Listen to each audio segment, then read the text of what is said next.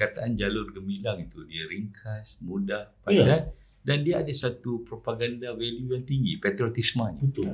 Kan jalur gemilang. Bang, tinggi sikit bang, jalur gemilang. Betul dah dengar. Merahmu bara semangat wajah, putihmu bersih budi pekerti, kuning berdaulat payung negara. Ketika Nabi mahu kembali menyerang Mekah pada tahun 10 Hijrah, malam sebelum peperangan itu apa yang dia buat? Dia membakar unggun api. Dan unggun api itu apa? Unggun api itu supaya ketika musuh di Mekah melihat Rasulullah membawa pasukan yang sangat besar. Kerana apa? Dia melihat daripada bayangan unggun api. Bayangan unggun api itu apa? Itu adalah propaganda. Buruh nelayan Dan juga petani, gaya hidup kini dah berubah. Contoh misalnya lagu Patriotik ni mesti dinyanyikan oleh semua bangsa, semua ahli parti. Betul. Contoh misalnya sambutan merdeka, mesti disambut oleh semua manusia, semua orang. Sama ada dia PKR ke, dia UMNO ke, dia siapa saja, dia mesti melakukan merdeka. Sebab dia berpijak di bumi merdeka. Dan dia itu tanggungjawab dia. Dan dan dia tidak boleh memburuk-burukkan negara dia. Sebab apa? Warga negara yang ada negara. Dia bukan seorang warga negara yang baik jika dia memburuk-burukkan negara dia.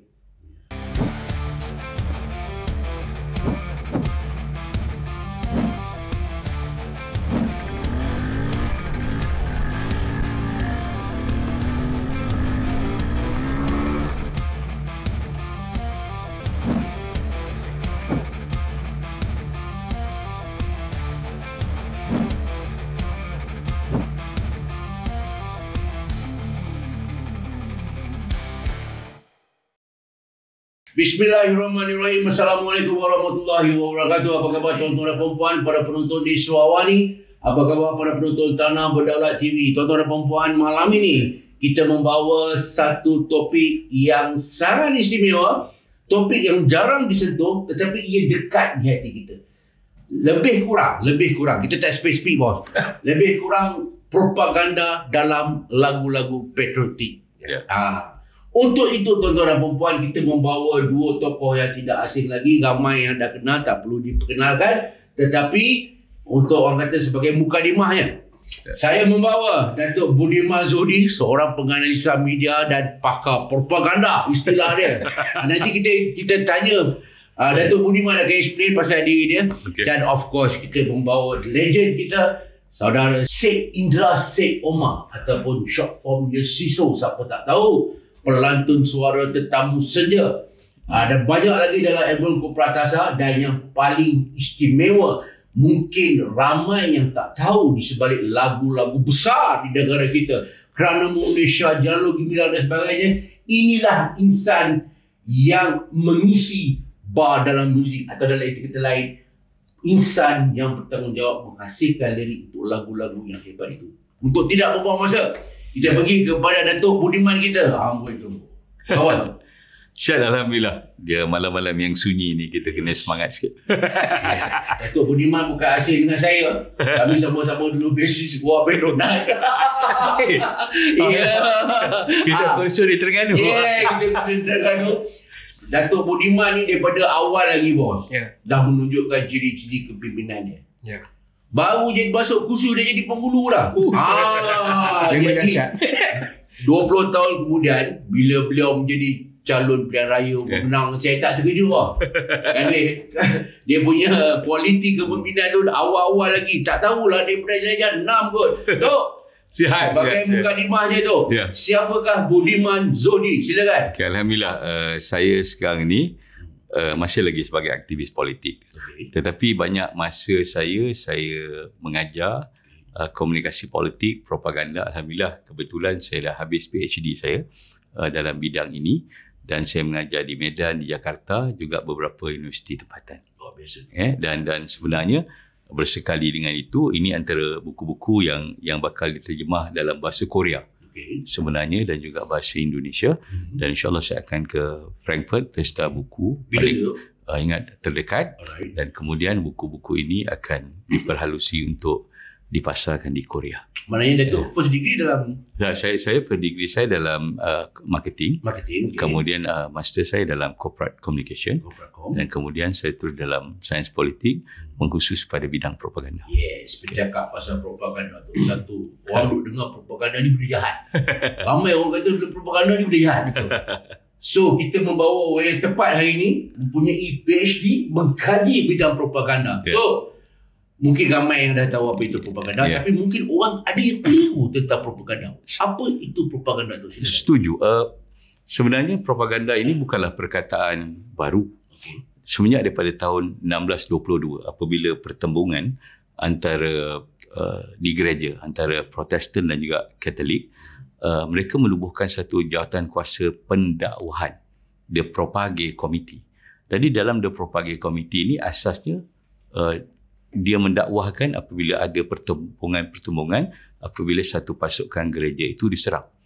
Tetapi sepanjang perjalanan itu sehingga ke tahun kini, ada beberapa isu yang mencabar. Sebagai contohnya, orang seperti Napoleon Bonaparte. Napoleon Bonaparte menggunakan surat khabar, menggunakan ilmu-ilmu propaganda untuk mendewakan dirinya sebagai pahlawan perang. Pernah satu ketika beliau kalah di peperangan, tetapi kerana media pada ketika itu dikawal oleh beliau, jadi dia sebutkan terbang seperti kilat, menyerang seperti petir. Okay, tetapi dia kalah dalam perang. Kan? Dan kemudian apa yang berlaku lagi, orang seperti Hitler ada menteri propaganda seperti Goebbels. Dan orang seperti Goebbels ini akhirnya dengan mantra penipuan yang diulang berkali-kali Adalah kebenaran. akan diyakini benar.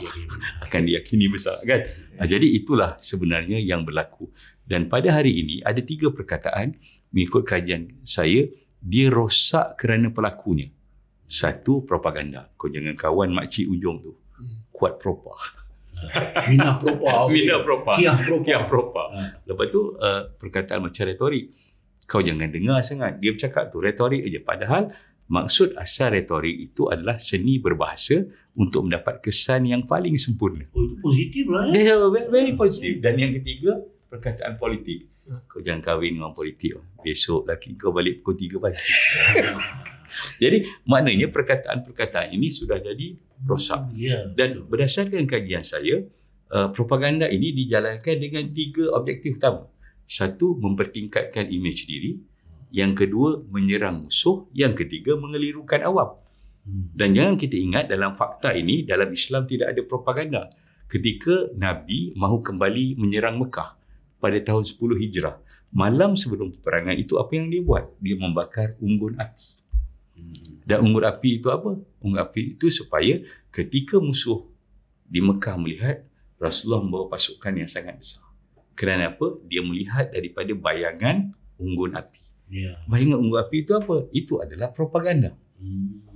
Dan jadi pada saya sebagai seorang yang pengkaji propaganda, di dalam propaganda ini ada digunakan lisan, percakapan, tulisan, kemudian grafik. Kan sebab itu bila dalam isu Palestin ni kita meletakkan simbol buah temikai. Betul? Sebagai idea kepada perjuangan Palestin itu.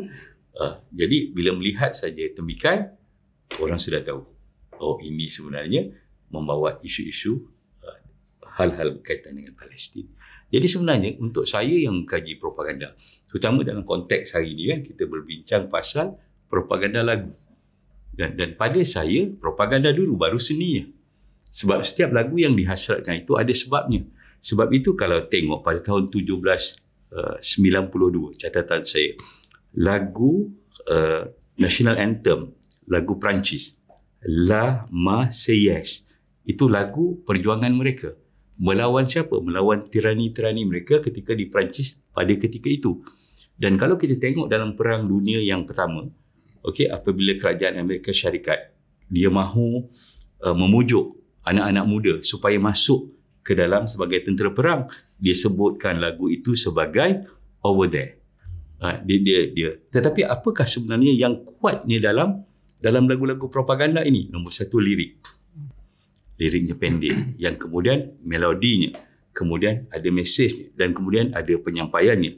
Contoh dalam lagu anthem kerajaan Perancis itu, apa disebut? Ayuh putra ibu pertiwi, kita lawan para tirani, kibarkan bendera berdarah. Oh, lirik pada saya. Oh. Dan kemudian dalam over there kan disebut perkataan apa? Johnny, ambil senjatamu, tunjukkan senjata pada Jerman dalam perang, buat ibumu rasa bangga. Luar biasa. Tak, maksudnya apa? Maksudnya liriknya dulu. Dan sebab itu kalau kita tengok pada tahun 1937, Amerika Syarikat telah menubuhkan IPA, Institute Propaganda for Analysis. Dan di situ disebut 7 teknik propaganda. Contohnya dalam lagu-lagu propaganda, kenapa semua orang mengikutinya? Kerana ada teknik propaganda yang disebut sebagai bandwagon. Okey, apabila semua orang ikut, maknanya ia diyakini benar. Macam itu di bandwagon. Ya, bandwagon. Kemudian ada disebut pasal transfer, iaitu menyatakan sesuatu untuk disinonimkan dengan sesuatu. Lagu propaganda, darah.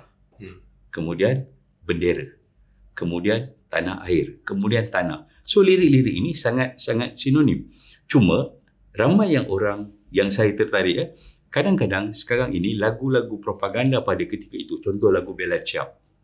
Bella Ciao ini adalah lagu patriotik pejuang petani wanita melawan pembesar pada ketika itu. Tetapi liriknya apa? Selamat tinggal cantikku di saat aku bangun, selamat tinggal cantikku ketika aku mati dalam perjuangan, maka kuburkan aku di pergunungan. Bella Ciao. Dan ada satu benda yang sebagai seorang pengkaji, ada pada tahun 1937 ada suatu lagu Aikoku Koshuyoku. Oh, Jepun. Ini lagu Jepun. Okay. Lagu ini lagu patriotik Jepun yang dipilih melodinya daripada 10,000 penyertaan. Okey.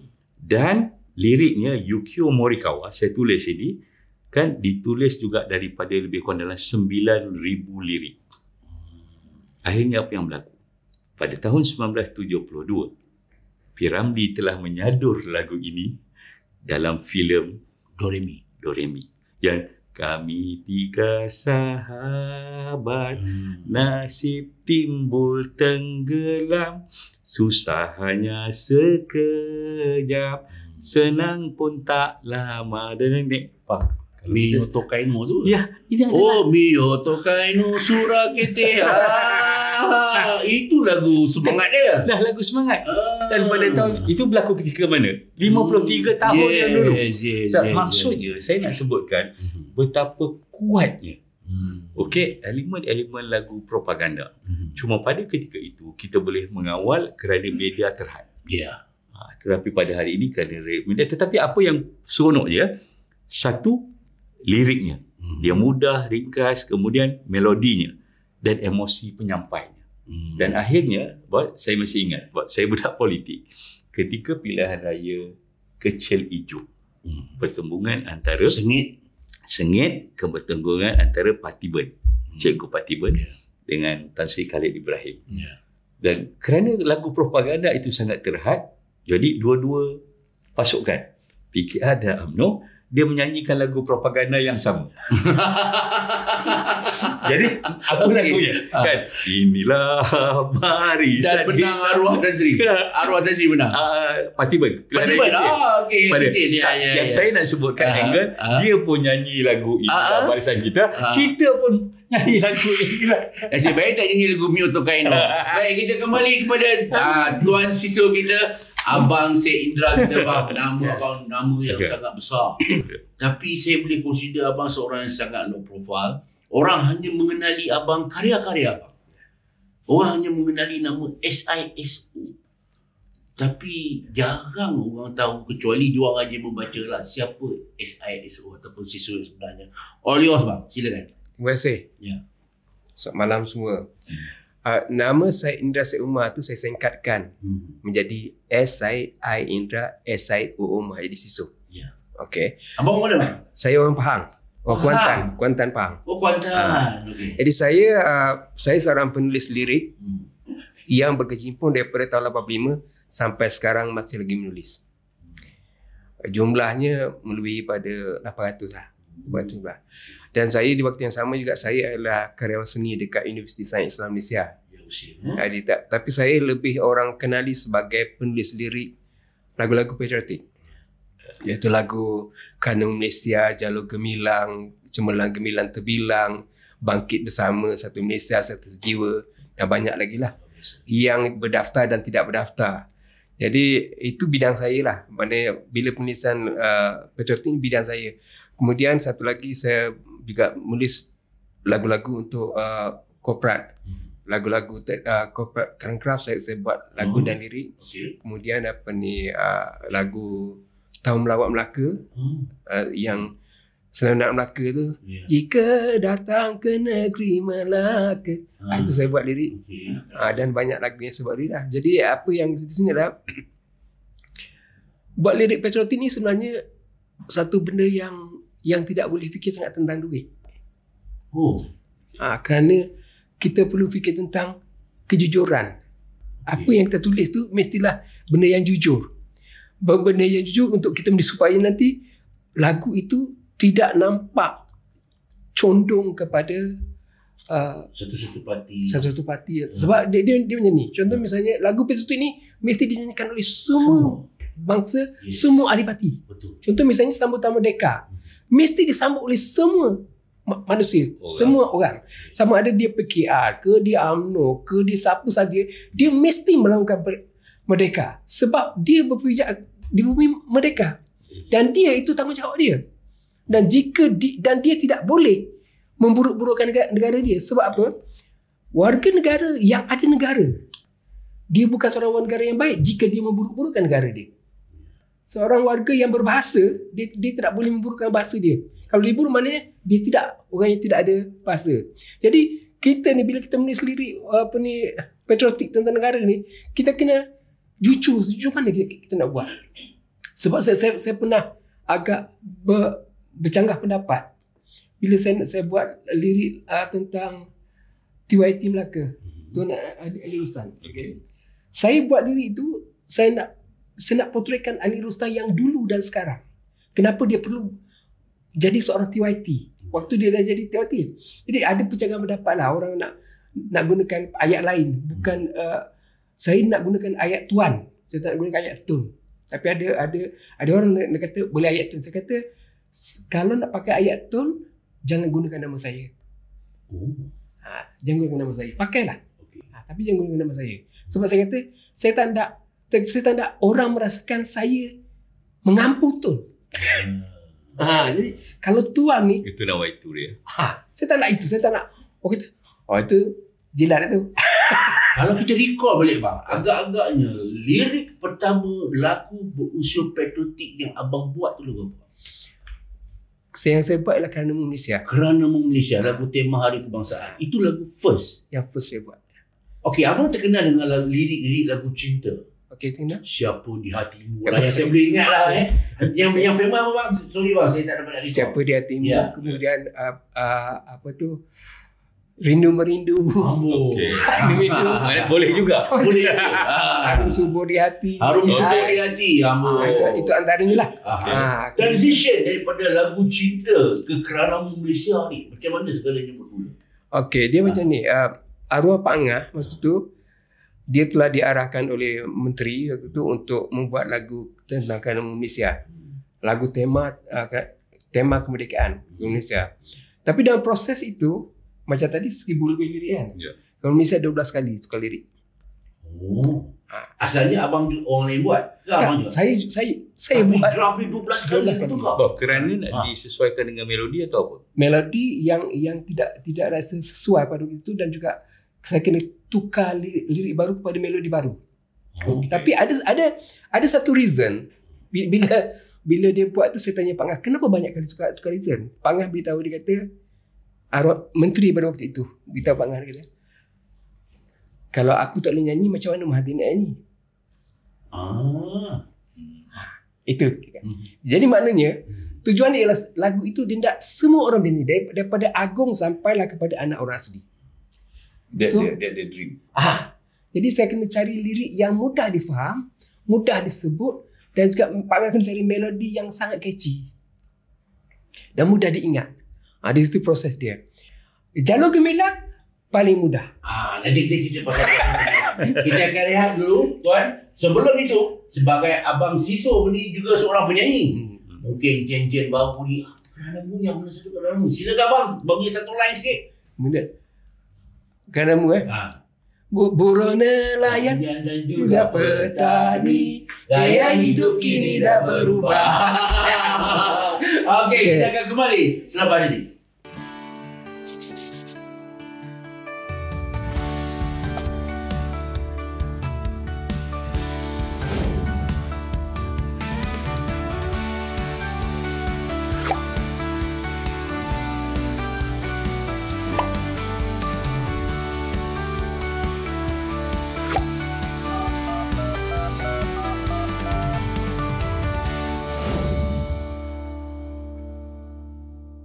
Baik tuan-tuan, kita kembali sekali lagi. Perbincangan semakin menarik. Kita dah kenal siapa kita punya, tak kenal maka tak cinta. Kita dah kenal Datuk Budiman.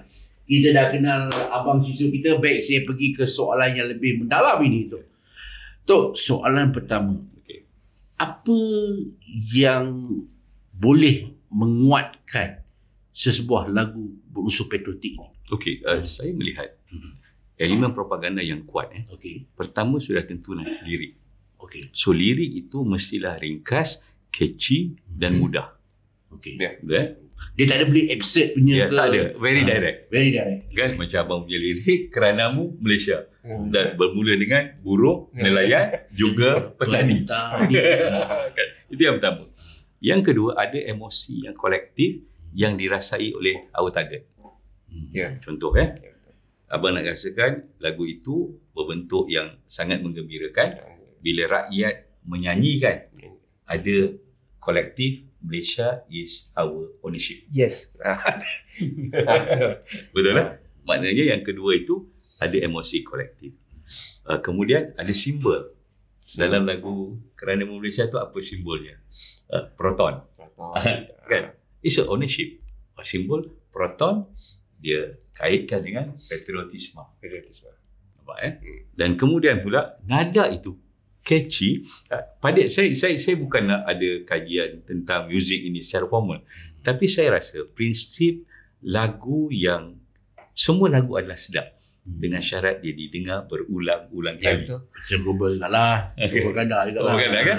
Tetapi kerana pada ketika itu, kerana medianya terhad, jadi yang diulang-ulang kalinya itu adalah daripada media yang kita lihat. Dan lagu itu meletup. Nasib baik juara lagu tak boleh masuk lagu patriot. Kan? Dan kemudian timing. Dan lagu itu dikeluarkan ketika apa? Saya nak relate dengan ini dengan mengikut kajian saya. Lagu propaganda yang paling kuat sekali adalah lagu Setia. Setia. Demi negara yang tercinta, dicurahkan bakti penuh setia. Tapi kalau tanya lagu ini saya ingat ketika itu tahun 87.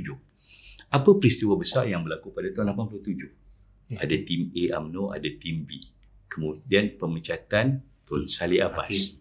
Dan Krisis Raja 1. Dan kita jangan lupa Operasi Lalang. Operasi Lalang. yang sebahagian besar daripada pemimpin-pemimpin itu berbondong-bondong masuk ke dalam ISA.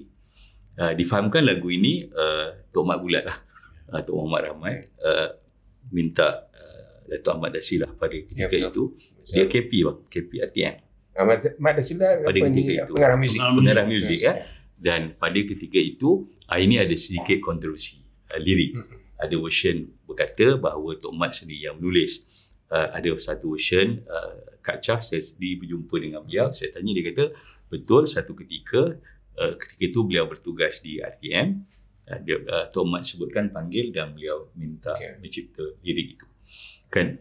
Tetapi lirik itu subur sehingga hari ini. Dan kalau kita tengok ketika itu penyanyinya adalah Francisca Peter. Kan? Bukan Melayu. Dan pada ketika itu lagu ini setiap kali program semarak iaitu Setia Bersama Rakyat. Ada road tour. Saya masih ingat sekali 1987 tu saya tingkatan 3. Okey. Dan pada ketika itu program Semarak itu peringkat negeri Selangor dibuat di Sungai Besar. Oh, tempat Atuk lah. Tempat saya. Dan pada ketika itu saya form 3. Dan kerana sebab itu lagu ini semakin kuat dan bila kita ingat. Tetapi kalau ditanya kepada saya sebagai pengkaji lirik-lirik lagu propaganda dan lagu ini pada saya kelihatannya berat sebelah. Okey? Kan? Maknanya kalau nak negara kena setia. Betul. Tetapi setia yang bagaimana? Kan? Sebab itu pada saya lagu ini sangat kuat propagandanya kerana mind conditioningnya. Kan? Kita tengok lirik kepada pemimpin, kepada rakyat, hikmat diberi penuh taat. Why kepada pemimpin? Dan apa insiden yang berlaku pada ketika itu? Tetapi dia masuk. Dan kita pun tidak pasti, selepas saja baik saja sekolah, dulu nyanyi lagu sekolah, kebangsaan negeri Selangor, lagu negaraku, ada lagu lain. Dan lagu itu adalah lagu setia. Lagu setia. Dan sampai ke hari ini, kalau kita buat study, bukan saja Francisca Peters, ada satu lagu di YouTube itu, saya tengok lagu Lan A to Z pun ada. Kan? Dia menyanyikan artis yang beramai-ramai. Ketika itu kan kita sedang dalam mood macam We Are The World. Yes. Kan? Satu lagu yang dinyanyikan oleh ramai-ramai artis. Bukan itu saja. Kalau kita tengok zaman Tun Mahathir jadi Perdana Menteri kali yang kedua, lagu ini dinyanyikan oleh semua menteri kabinet dan juga yang di Pertuan Agong. Kalau ingat. Dan parti DAP juga 2 tahun lepas kalau tak silap saya menggunakan juga lagu ini sebagai satu persembahan patriotisme mereka. Jadi maksudnya ketujuh-tujuh elemen lirik yang ringkas, emosi yang kuat, ada kaitan dengan emosi nada yang sedap di telinga, akhirnya lagu ini menjadi lagu patriotik yang kuat. Baik, Mas Iso, selalu bila kita kata abang dah biasa buat lirik-lirik cerita satu yang penuh dengan metafor satu, dan ada juga yang absurd jugalah. Ada juga orang panggil lirik apa pun, ada juga musuh-musuh kabur pun ada juga. Kalau saya tengok Siapa di Hatimu, tajuk macam biasa, tapi bila deep lagi macam tak faham pun ada. Kan So apabila abang bila arwah Pak Ngah bagi abang melodi untuk buat lagu patriotik abang, so abang kena abang pun sedar bahawa untuk menghasilkan lagu patriotik dia kena very direct. Very. Bagaimana abang tune abang punya pemikiran tu? Dia macam ni, bila saya buat lirik, yang selalu saya bagi dengar kepada anak-anak saya. Sebab dia first filter. Dia akan dengar, dia akan, bah, lirik tak kena lah bah. Payahlah anak ni. Sebab saya imagine kalau dia kata payah, apa lagi anak orang asli. Betul. Sebab niat tadi supaya nak anak orang asli pun turut sama. Jadi yang paling penting bagi saya lah, kita nak buat lagu tu rakyat, mestilah rakyat tahu lagu tu macam mana, boleh menyanyi dengan baik.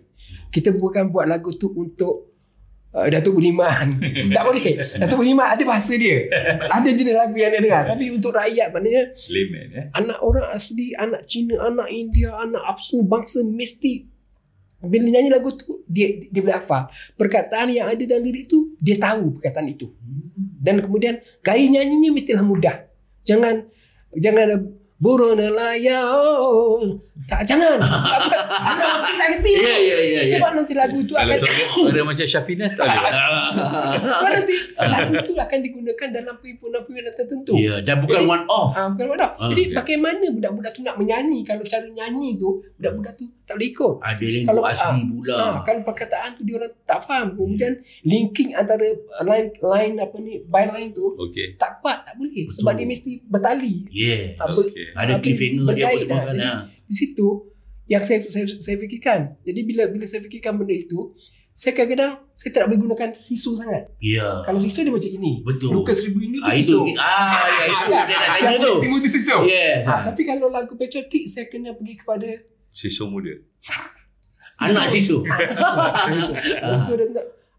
Sebab rumah saya kata sebenarnya, kenapa lagu Kami Mesti Ada Gemilang tu sampai sekarang orang boleh ingat kenapa? Saya kata lagu tu paling simple. Perkataannya mudah, melodinya mudah, kemudian orang enjoy dan orang merasa apa yang lagu tu kata. Dia menepati dengan kajian akademik saya.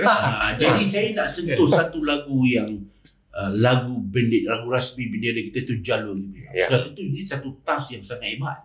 Abang diminta untuk menulis lirik lagu yang akan digunakan sepanjang zaman. Kan Dan lagu itu untuk nak explain Jalur Gemilang dalam lirik. Kan kita Jalur Gemilang kita tahulah dengan 14 bucu lah, dengan bendera tiap bucu apa hijau kuning apa semua kan. So abang diminta untuk menghasilkan satu lirik yang bila diorang nyanyi menjelaskan Jalur Gemilang tu. Sejarah abang buat lagu Jalur Gemilang. Untuk buat lagu Jalur Gemilang saya buat rujukan. Rujukan dia ialah buku protokol kegunaan di Malaysia. Warna kuning terbitan DBP. Dalam buku tu saya baca sejarah sikit pasal Jalur Gemilang, kemudian bila dah baca apa simbol-simbol apa mana-mana tu baru saya garap menjadi lirik. Tapi masa saya buat lirik tu paling cepat. 1 jam siap. Okey. Kerana saya dah baca sejarah. Sebab itu kalau kita mengajar orang, kita kena ajar sejarah dulu pun dia baru pergi. Legis. Jadi apa ni, bila saya dah buat itu, kebetulan yang bagi nama Jalur Gemilang tu ialah bira saya. Oh, sebelum tu nama bendera tu tak ada lagi? Sebelum tu memang tak ada. Mahathir yang rasmikan nama Jalur Gemilang tu. Hari Merdeka atau bila tu zaman Jadi Muhammad Ridwan Tumin ni ialah bira saya. Dia yang menamakan Jalur Gemilang tu. Dia menamakan bendera Malaysia tu sebagai Jalur Gemilang. Jadi bila dengar dia bersembang dengan dia cerita, tak jauh lagi. Jadi tak jauh lagi saya lagi mudah lah. Dah saya buat tu. Baik. Saya sekian. Perkataan Jalur Gemilang itu dia ringkas, mudah, padat dan dia ada satu propaganda value yang tinggi, patriotismenya. Betul. Kan Jalur Gemilang. Bang, ini sikit bang Jalur Gemilang. Betul dah dengar. Merahmu bara semangat wajah, putihmu bersih budi pekerti, kuning berdaulat payung negara. Kena baca sejarah tu. Baru boleh tulis. Kalau tak tahu kuning apa hijau, tak tahu. Salah duduk je. Masa lagu Jalur Gemilang tu diangkat, ada tak berapa tolak pergi, ubah balik apa semua? Saya je yang ubah. Ada satu part tu saya salah letak biru, saya letak hijau. Alamak, hijau lah. Hijau itu je. Hijau bendera lain. Jadi itu je. Tapi maknanya bila saya buat lirik tu bagi ke Pangah, Pangah buat vokal, Pangah ambil lagu tu bagi kepada pengurusi Jawatankuasa Sambutan Merdeka. Terus lulus. Tak ada apa-apa. Tu. Saya kena petik lagu Jalur Gemilang sebab lagu ni bukan lagu tema Merdeka. Lagu tema ni tiap-tiap tahun berubah. Tapi Jalur Merdeka ni kita guna sepanjang masa. Datuk tengok macam mana penulisan lirik Jalur Gemilang. Okey, sebab itu bila kita bincang peringkat awal tadi, sifat-sifat lagu patriotik yang mudah diterima itu apa? Nombor 1 tadi lirik. Kan mudah, ringkas dan tidak ada satu perkataan. Akhirnya niat hasal pencipta lirik itu mahu dinyanyikan oleh orang asli sampai. Itu yang pertama. Yang kedua, dia terngiang-ngiang di telinga. Kan? Pergi dekat chorus dia, itu apa? Jalur Gemilang di bawah naunganmu. Kan? Kalau kita dengar sekali pun kita dah faham. Okey, ada Jalur Gemilang, ada di bawah naungan.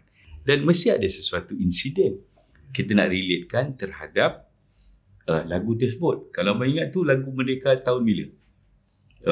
2000. Dan mesti ada satu insiden yang kan, dan mesti ada satu insiden yang best pada ketika itu.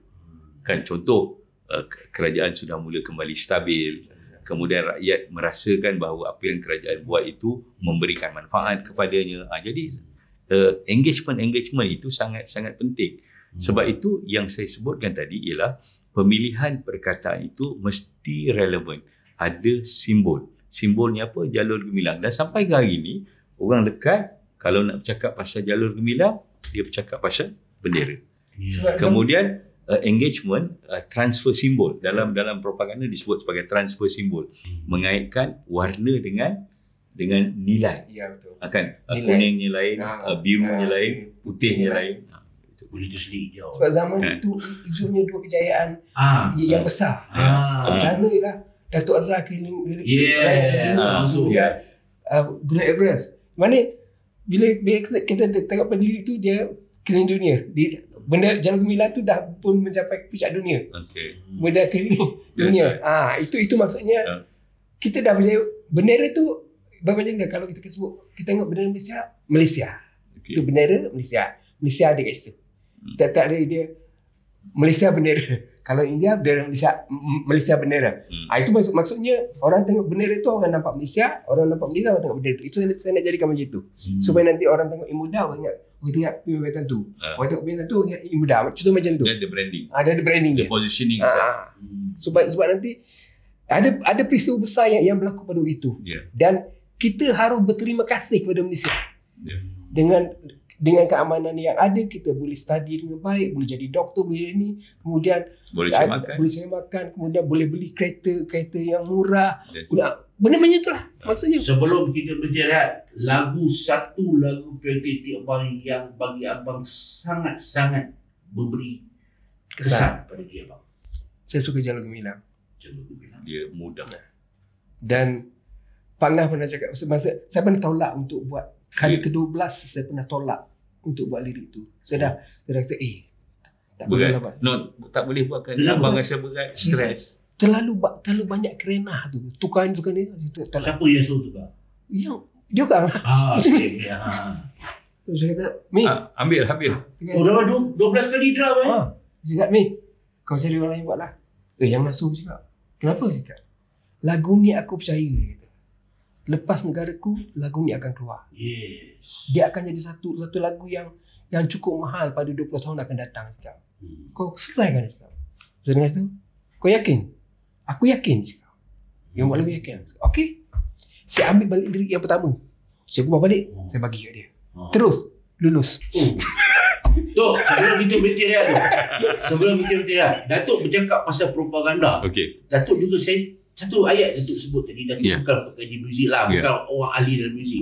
Tetapi Datuk pun tahu bahawa irama dan lagu tak dapat dipisah. Betul. Kan, So dalam hal ni, bagaimana Datuk melihat bapa lagu patriotik kita lah, Pangah lah, boleh dikatakan hampir majoriti lagu-lagu patriotik yang besar ni datang daripada Pangah. Dan juga macam awal-awal lagi Ahmad Sibi, walaupun dia orang Indonesia tapi jadi soalan saya ni simple lah tu, irama dan lagu dalam patriotisme. So pada saya ada beberapa pandangan. Pertama, dia kena melihat apa muzik yang popular pada ketika itu. Kalau tanya pandangan saya, dan lagu ini melepasi genre umum. Katakanlah macam kan, dan katakanlah macam kita yang terdidik dalam rock apa on that particular time kan. Jadi sampai hari ini muzik genre itu melekat pada kita. Tinggal lagi satu, tafsiran kepada lirik. Yang kedua, bagaimana lirik itu mahu diterjemahkan, ada elemen apa. Kalau kita tengok kajian sejarah-sejarah lagu-lagu propaganda yang ada itu, dia lebih kepada semangat cintakan negara, semangat patriotisme. Tetapi akhirnya mesej itu mesti masuk. Kan, contoh macam lagu Inilah Barisan Kita. Main bola pun kita nyanyi lagu tu, main hoki pun, pilihan raya pun kita nyanyi lagu tu juga. Kan? Jadi pada saya, ini perkara-perkara yang penting untuk apa? Abang kena cari protege dia sampai pada satu ketika. Okey, jadi mereka yang mencipta lirik, yang membuat lagu mesti faham. Sebab itu kadang-kadang kalau kita dengar sekali imbas lagu-lagu patriotik sekarang yang mereka labelkan itu sebagai lagu patriotik, kadang-kadang dia tidak touching you kita. Dan kenapa itu berlaku? Kerana pada saya dia terlalu macam Abang Sisu sebut tadi, ketika dia mencipta lagu patriotik, dia menjadi anak sisu. Betul? Dan saya tengok ramai pada hari ini, ketika dia mencipta lagu dan lirik patriotisme, dia menjadi diri dia yang asal. Pada saya tak boleh. Akhirnya sebab sasaran kepada market berkehendakkan lain. Betul. Dan ini pada saya mesti difahami. Sebab kalau tanya saya bukan mendidakkan lagu saya anak Malaysia. Tetapi lirik dalamnya itu satu ketika dulu boleh. Zaman kutu dulu kan. Zaman kutu dulu boleh. Dan ketika Mat Salleh kan. Tetapi kalau dengan elemen yang sekarang, mungkin kita tak kena dan kita mesti buat pembasuhan. Baik, kita akan rehat sebentar lagi. Kita akan masuk ke pusingan ketiga. Saya sangat teruja dengan perbincangan ini. Kita akan kembali selepas ini.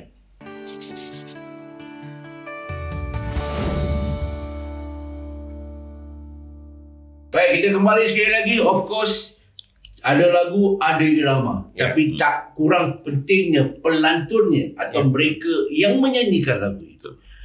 Datuk sebagai seorang pakar propaganda, Datuk sangat concern tentang baik lagu, termasuk juga suara mereka yang menendangkannya. Tok, penyanyi dan juga lagu patriotisme. Silakan. Okey, kerana kita sudah ada media sosial yang pelbagai. Jadi media sosial yang pelbagai ini sama ada mereka boleh dengar daripada YouTube dan kandungan-kandungan yang lain. Jadi mereka ini punya banyak pilihan. Jadi satu ketika dulu kita tidak ada banyak pilihan. Kalau lagu patriotik, genre kita adalah Jamaluddin Ali. Jamaluddin Ali. Inilah barisan kita. Dia dengar sebab kita dah tahu. Tetapi bila zaman ini, kita rasa hak untuk menyanyikan lagu patriotik ini pada saya sesiapa saja boleh melakukan dengan syarat genre muziknya mesti sesuai dengan penyanyi tersebut.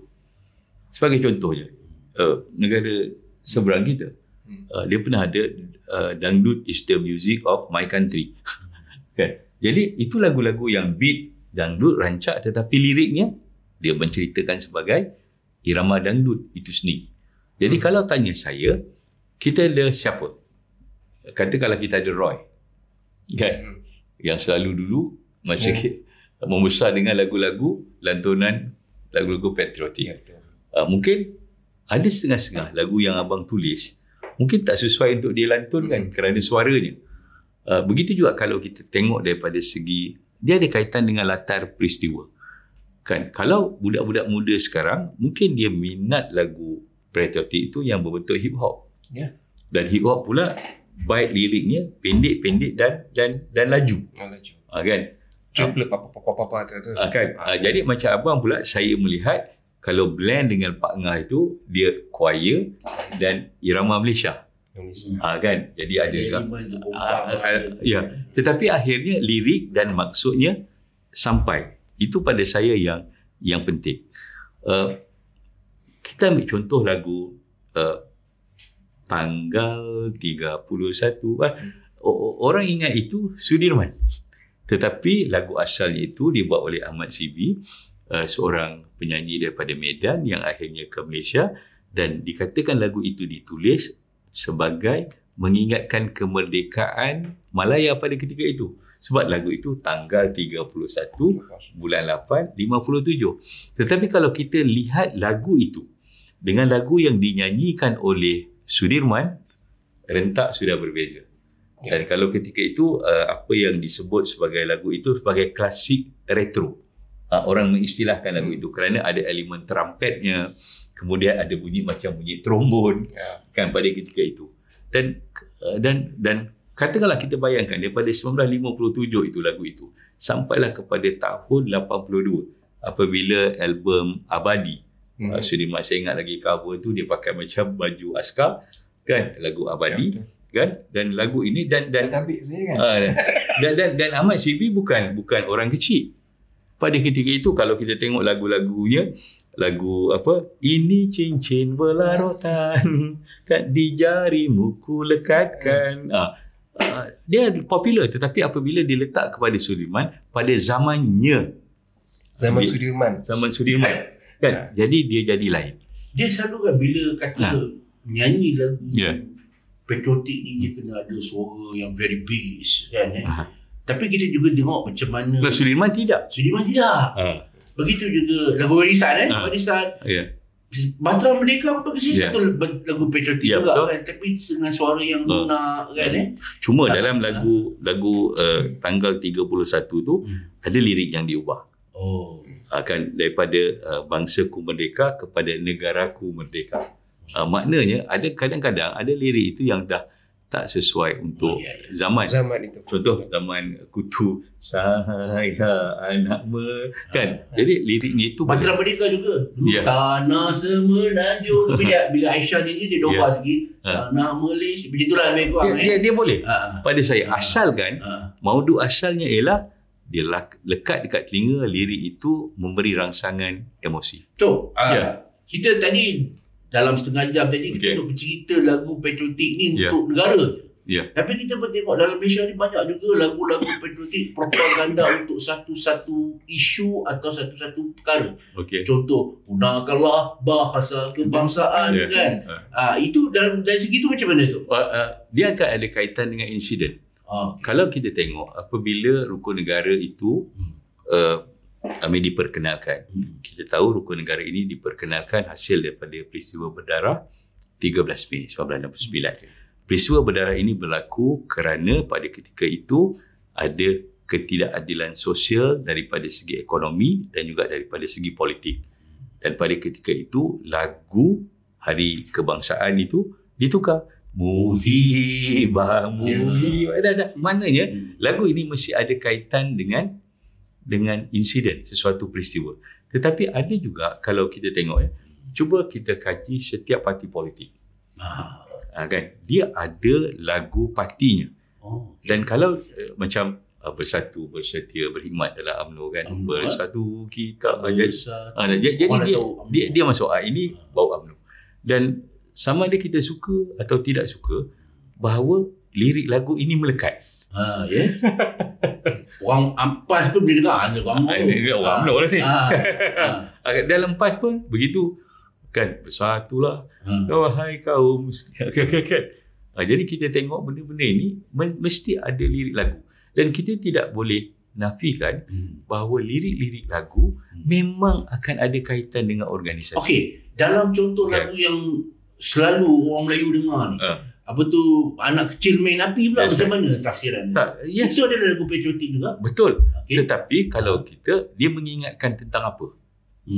Tentang kita sepatutnya tidak perlu rasa kehilangan. Ada satu supremasi terhadap bangsa yang perlu dipertahankan, kan? Dan kemudian kita merasa itu boleh. Tetapi adakah keadaan itu sesuai dalam konteks pada hari ini? Kerana pada hari ini kalau kita lihat sudah tidak ada lagi parti-parti yang dominan. Semua parti kalau dia nak jadi pemerintah, dia mesti ada engagement dengan parti-parti lain. Dan itu lagu itu akan bersifat dinamik. Sebab itu pada saya ini mesti diambil peranan yang betul.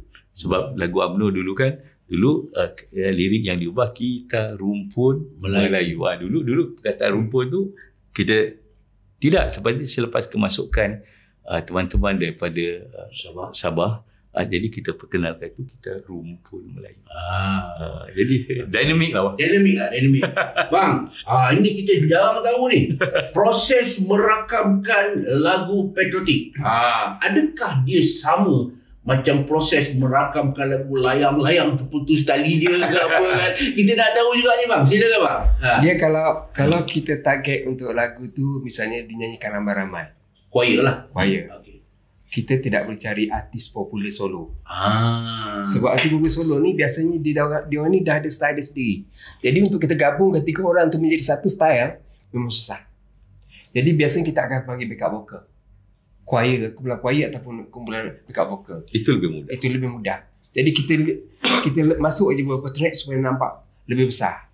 Ada juga penyanyi, contoh misalnya kalau saya nyanyi lagu Status Jiwa, dia orang panggil Arif Satar nyanyi. Bagi saya nyanyi bagus. Status Jiwa macam mana saya tak ingat.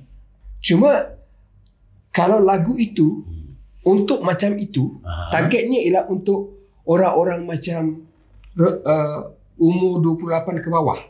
Okey. Arif Satar lah. Tapi kalau untuk choir, untuk misalnya bagi semangat, kita cari backup vocal. Jadi kadang-kadang juga tidak semua penyanyi patriotik yang ada itu boleh menyanyi lagu patriotik yang kita buat. Oh iya ke?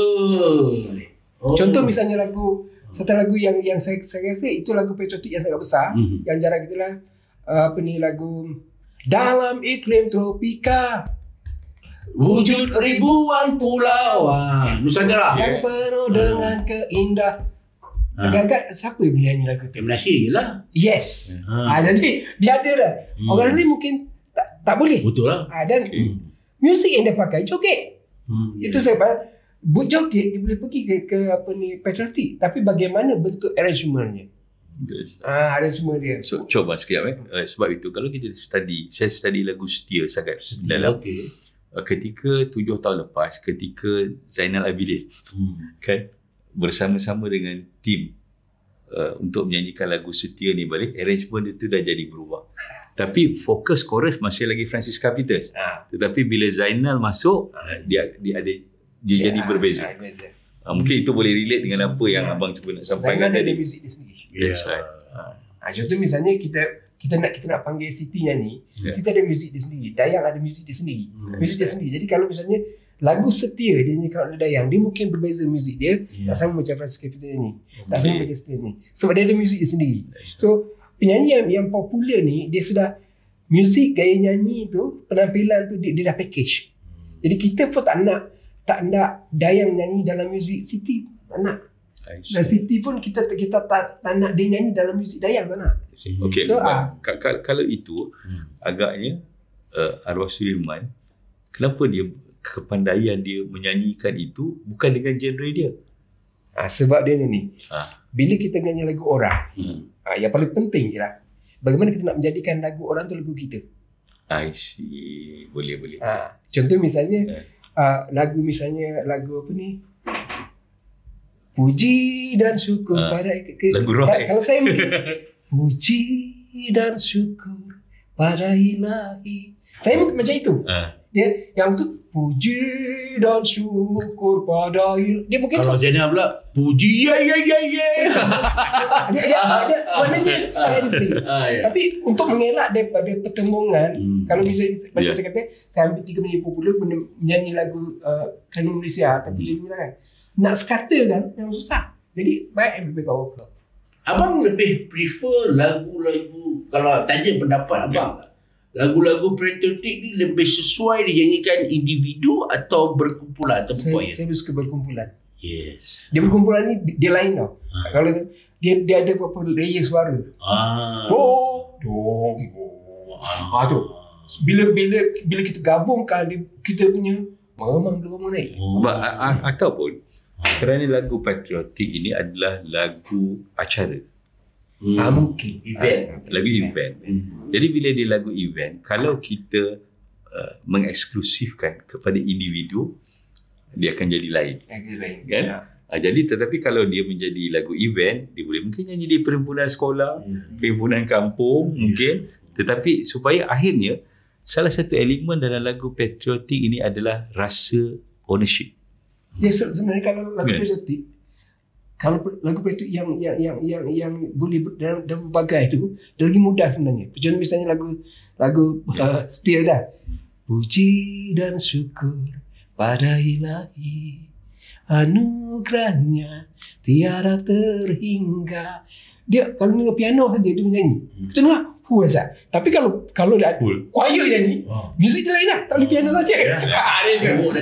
Jadi kalau jadi penyanyi yang nyanyi lagu tu misalnya nyanyi lagu ni tahu lagu apa ni Setia, tapi instrumen dia just piano saja. Dalam mood santai, relax, tenang, itu je. Ada penyanyi macam tu lah. Tapi kalau brass band nyanyi, ada dia jadi lain lah. Dia lain. Jadi sebelum kita berhenti rehat bang, jadi saya tanya pengalaman peribadi abang sebagai tonggak ataupun sebagai kumpulan Kopratasa. Orang hanya mengaitkan lagu Kopratasa ni lagu puisi. Lagu sayang bini. Mata untuk isi apa. Kopratasa sendiri ada tak lagu-lagu yang bercorak sebegini? Mungkin bentuk beat dia bukan beat match lah, tapi dalam beat, tapi di penghujungnya adalah yang bercorak patriotik. Pada tanah yang indah. Pada tanah yang indah. Puisi sama Said. Kopratasa berada. Tapi kalau tanya saya, Tetamu Senja. Kalau tanya saya, kita datang ini sebagai kita datang ini hanya sebagai tetamu senja, is very patriotic. Bahawa is very rohani, spiritual punya keadaan. Kalau buat tanya saya, itu boleh kita consider. Ya, boleh. Dan nanti kita ulas bahawa banyak lagu akan boleh sesuai dalam macam-macam acara. Itu kita akan kembali selepas ini, kita akan ke final round, mengadaptasikan lagu Patriotisme dalam pelbagai not dan pelbagai irama. Kita kembali selepas ini.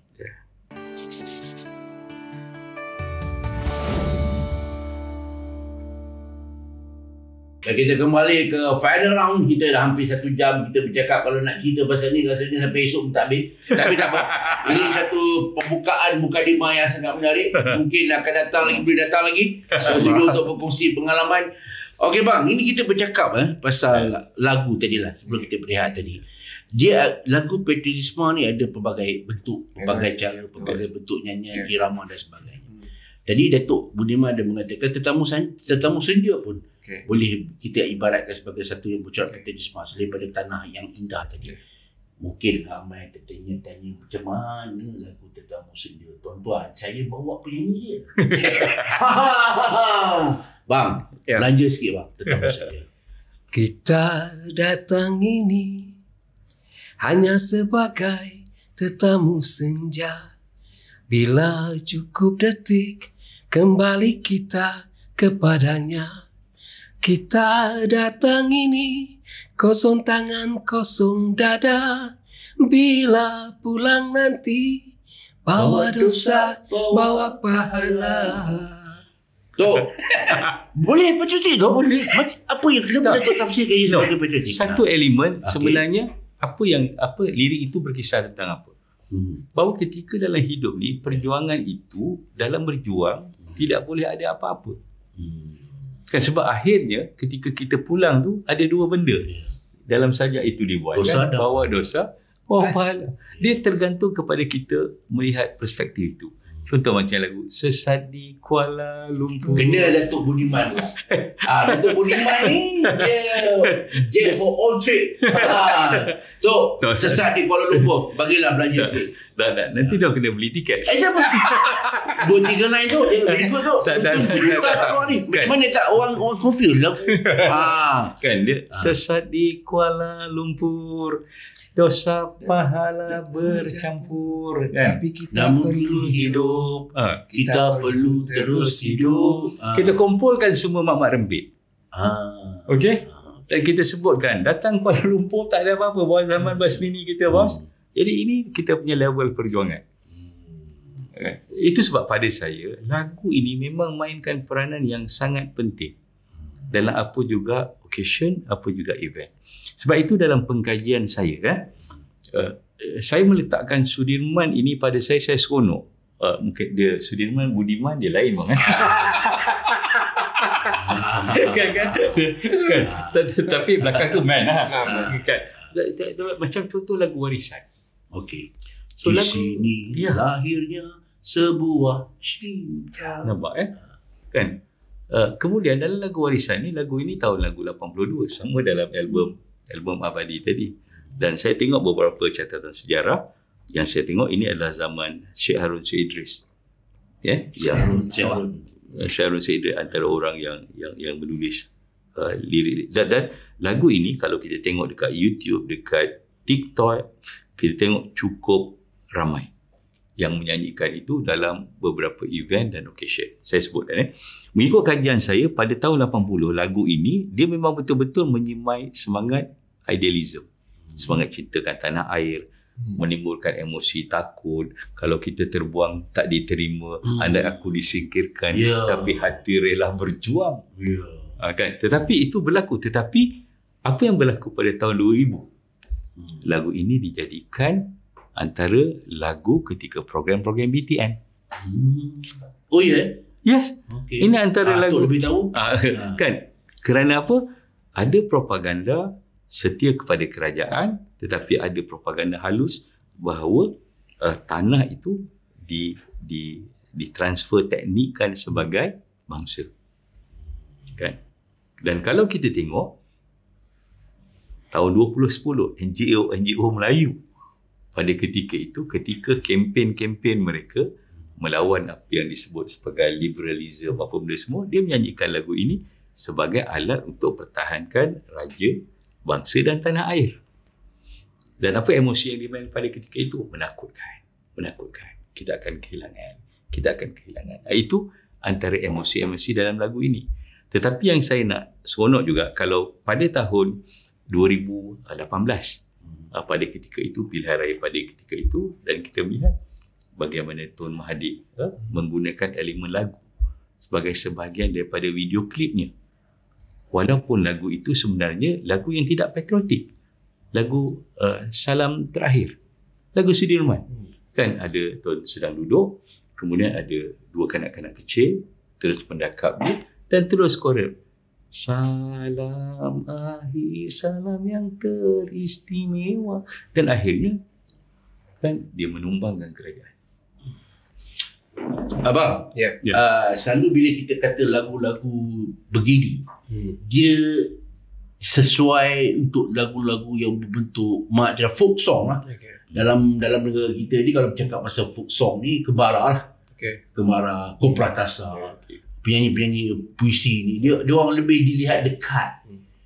Sebab cinta, bila menggunakan lirik cinta tu, sebenarnya ditujukan kepada bangsa, walaupun orang duk ingat cinta pada kasih dia orang kan. Dalam hal ni abang tengok macam mana? Dia kadang ada benda yang kita panggil metafor ataupun simbolik. Contoh misalnya, Kuala Lumpur senyumanmu di pagi ini. Tenang apa? Mungkin dia enggak. Kalau warga Kuala Lumpur ramah dan tamah. mungkin kan. Kemudian ada lagu baca lagu Semalam di Kuala Terengganu, itu patriotik. Hatiku tak jemu. Itu bentuk dia. Tapi bila pergi kepada lagu-lagu yang bersifat agresif, dia mungkin lain, mana dia ada metafor lain pula.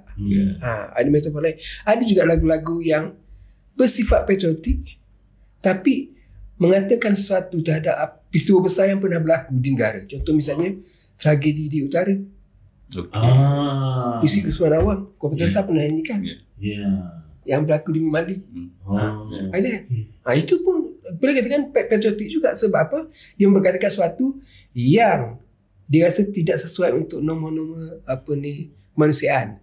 Mungkin kan? Tapi macam Datuk Budiman cakap tadi, dari sudut mana kita melihat benda tu.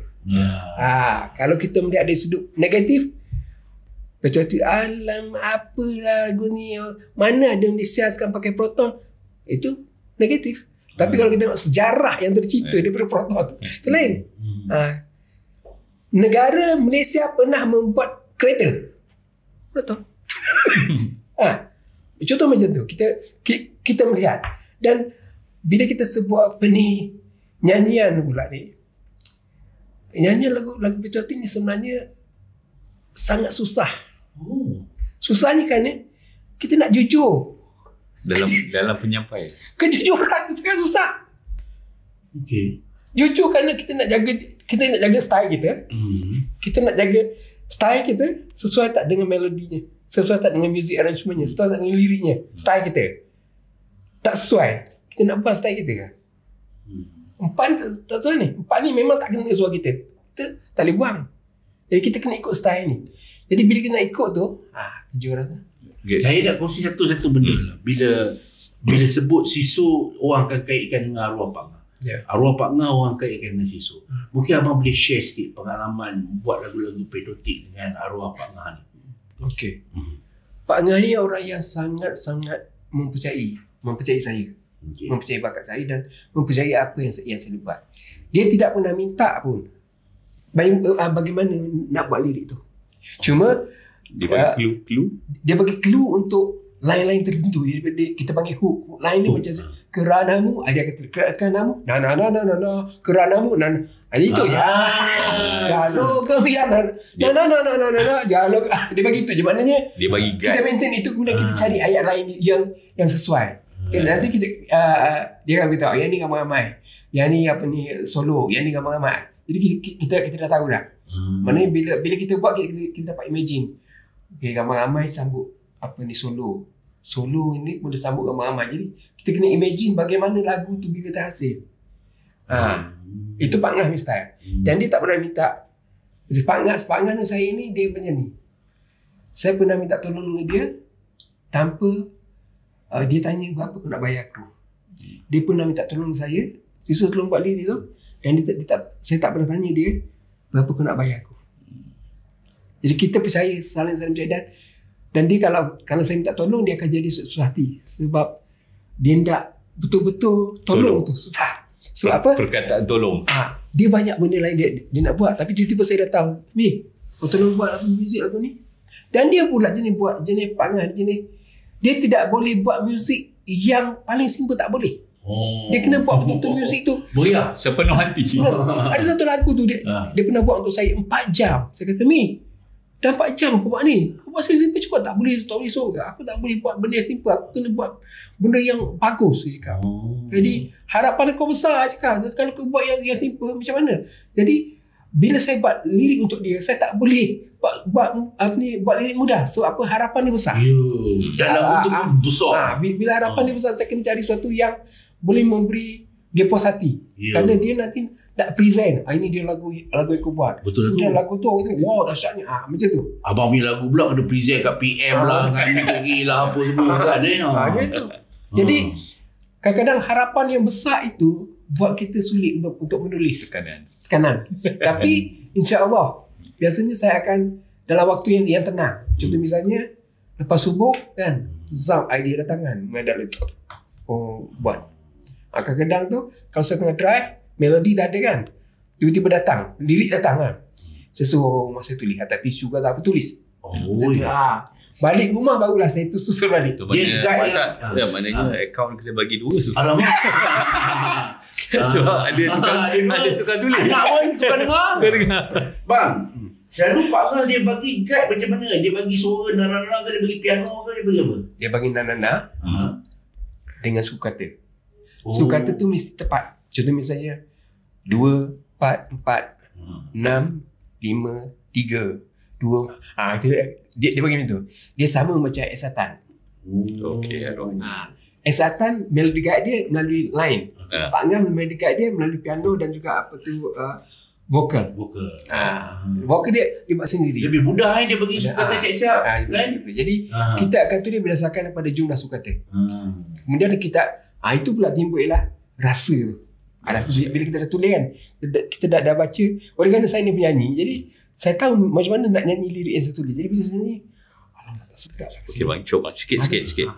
Adakah abang punya firasa tu sehingga mengemang bulu roma? Sampai saya rasa sedap. Okey, mana the feel tu sedap Sebab dia macam ni. Fauzi Mazuki pernah cakap saya, dia kata, kalau kita buat lagu tak touch hati orang tu, tak sedap lagu tu.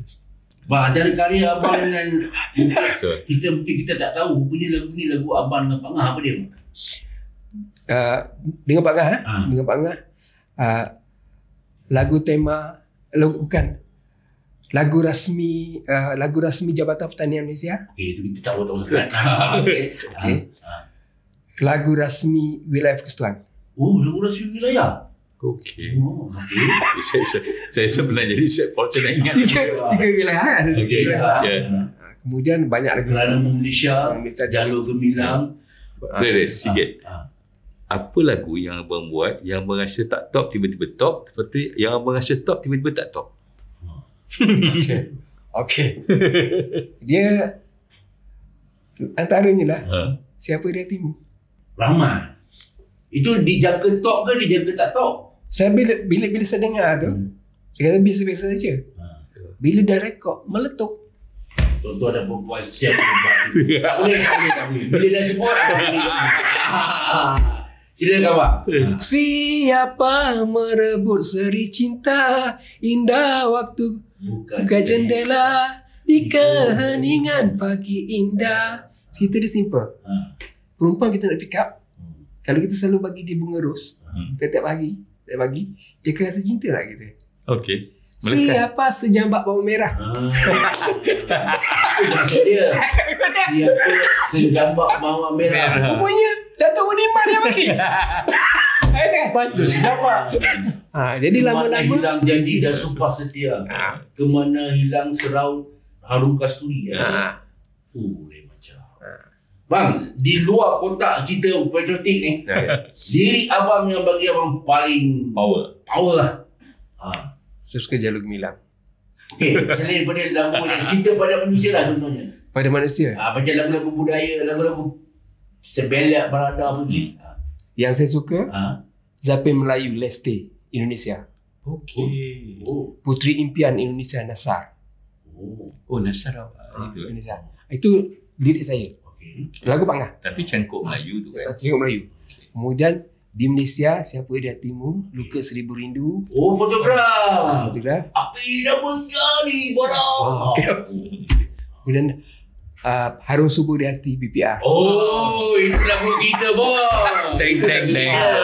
Itu Harum Subuh di saya tengok. kemudian Headwind. Harum Subuh di Hati macam mana? Yalah yang ada intro teng. Di lingkaran diam. Okay. Headwind lagu Cinta Si Jamah Putih.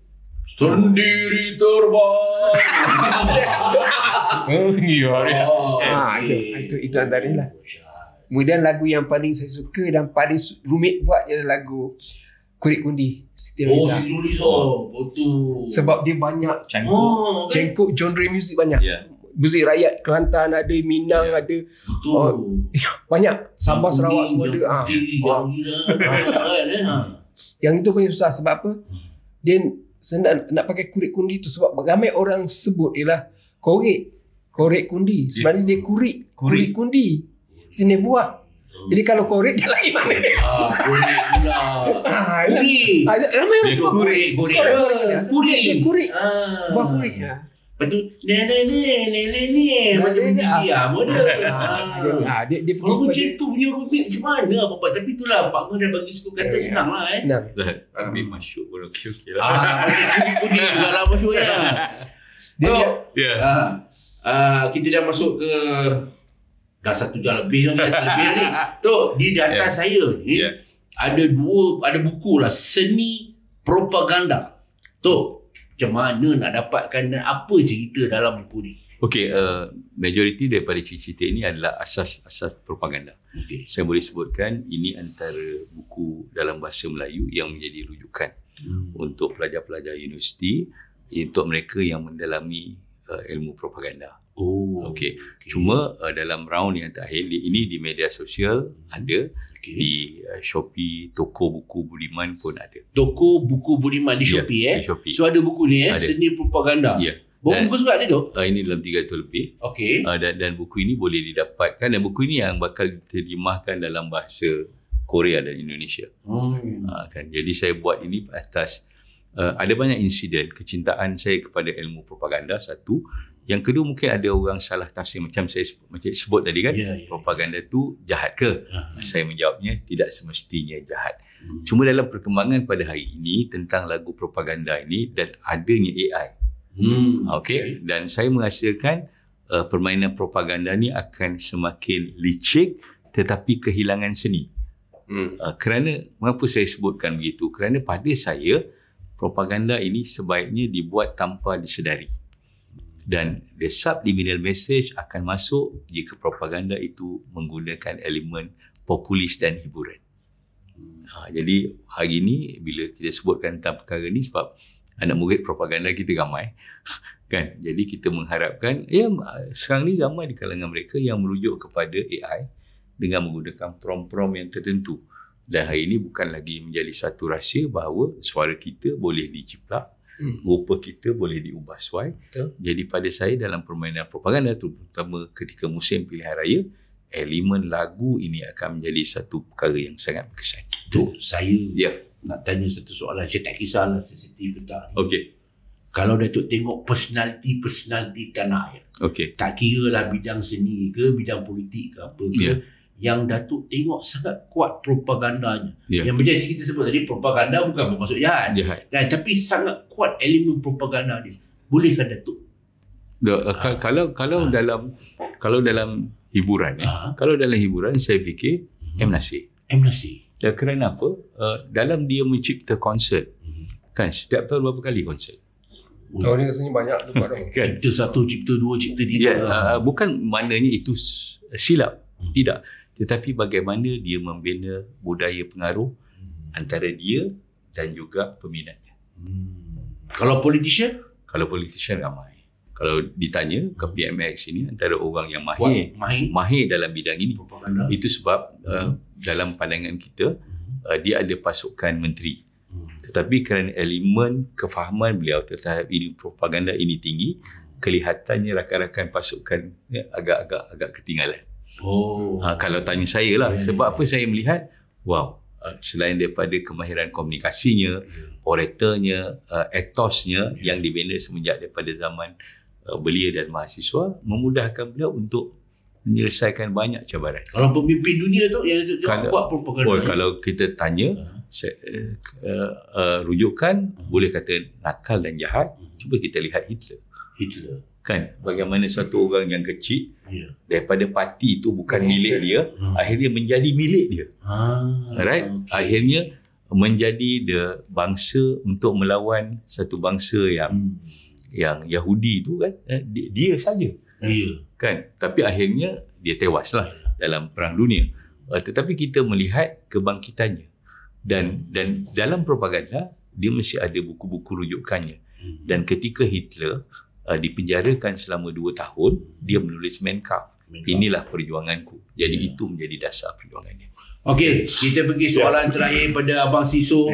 Sebagai seorang penulis lirik yang kita sangat kagumi, dan kita pun mengucapkan terima kasih kerana memberi rakyat Malaysia tulisan-tulisan abang yang sangat hebat. Tadi Datuk Budiman ada sebut tentang ancaman AI ni. Kan sekarang ni dengan AI ni macam-macam orang boleh buat, kan? Dan tak mustahil tak lama lagi akan ada lagu-lagu patriotik kita daripada AI. Tapi bagaimana abang melihat perbezaannya benda yang lahir pada hati dan lahir daripada teknologi? Yang saya tengok AI ni, dia bukan tak bagus. Bagus kalau untuk kita buat rujukan dan juga untuk buat penafisan. Cuma buat masa sekarang ni saya masih lagi yakin dengan hasil tulisan kita sendiri sini, bukan daripada AI. Kerana AI ni ada perkataan yang dia masih lagi belajar dengan bahasa kita, dengan kita punya. Sebab dia menjadi AI ni, kita bagi barang itu dia akan simpan menjadi data dia. Kemudian dia akan generate benda itu menjadi besar, kemudian digunakan balik untuk permintaan orang lain. Jadi dia masih lagi baru. Tapi kalau di Indon, saya rasa AI ni dia lebih ke depan. Di Indon berbeza dengan kita masih lagi baru. Datuk, AI tu adakah akan mengganti teknik propaganda atau akan menjadi satu lagi tools propaganda yang sangat hebat? Ya. Kerana apa? Kerana dia bergantung kepada sejauh mana data itu disimpan. Sebagai contohnya, katakanlah saya ada rujukan AI yang semuanya sudah terkandung beribu-ribu jurnal seluruh dunia. Jadi bila kita mahukan hasrat kita dengan referen yang kita ada, yang kita simpan, dia memudahkan kita banyak perkara. Tuan-tuan dan puan-puan, itulah tadi 1 jam lebih yang sangat bermakna. Terima kasih pada Datuk Budiman Muhammad Zawdi, seorang pakar propaganda negara. Tuan-tuan kalau nak jemput, nak cerita pasal AI, boleh jemput Datuk. Nak hubungi Datuk ni macam mana tu? Boleh email ke ataupun apa ke? Boleh. Saya ada media sosial. Ada media sosial. Kita juga main Facebook untuk lelaki Melayu yang purba. Boleh DM ya, boleh message. Tak ada masalah. Kalau nak jemput, nak bercerita tentang apa propaganda tu, boleh hubungi Datuk Budiman anytime, boleh DM. Dan abang, ramai ni korporat ni bila dah tengok dah cakap kita, kita nak Abang Siso lah tulis lagu company kita ni, pun boleh dihubungi lagi. Abang aktif dalam social media? Aktif juga. Okey, di saya Facebook. ada apa ni Facebook lah. Facebook ada 2-3. Oi. Kelas. Boleh je. Tapi semua abang email lah. Boleh mesej abang, boleh email. Cuma syarat mungkin kita kena memutamatkan upah dengar. Kan? Jadi upah dengar ni saya rasa kan bang, kita jangan restrict pada patriotik. Sebab Kopratasa ni dia famous lagu lain. Bang, last but not least lah, abang Datuk Budiman minta upah dengar, dia kata satu lagu Kopratasa. Lagu